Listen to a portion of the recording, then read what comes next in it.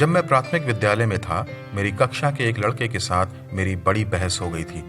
मैं भूल गया हूं कि बहस किस बारे में थी, लेकिन उस दिन मैंने जो सबक सीखा उसे मैं कभी नहीं भूल पाया। मैं आश्वस्त था कि मैं सही था और वह गलत था, और वह उतना ही आश्वस्त था कि मैं गलत था और वह सही था। शिक्षक ने हमें एक बहुत ही महत्वपूर्ण सबक सिखाने का फैसला किया। वो हमें कक्षा के सामने ले आईं और उन्होंने अपनी टेबल के एक ओर मुझे और दूसरी ओर उस लड़के को बिठा दिया। उनकी मेज के बीच में एक बड़ी वस्तु थी। मैं स्पष्ट रूप से देख सकता था कि वस्तु का रंग काला था। उन्होंने लड़के से पूछा कि वस्तु किस रंग की है। उसने जवाब दिया, सफेद।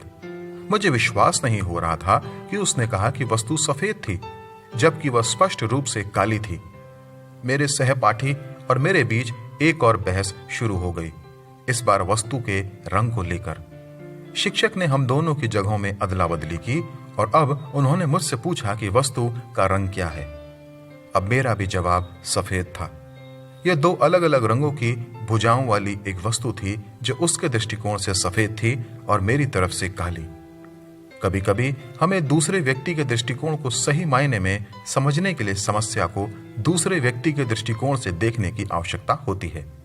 बाइबल में लिखा है, अपनी भूल चूक को कौन समझ सकता है? तू अपने दास को ढिठाई के पापों से भी बचाए रख।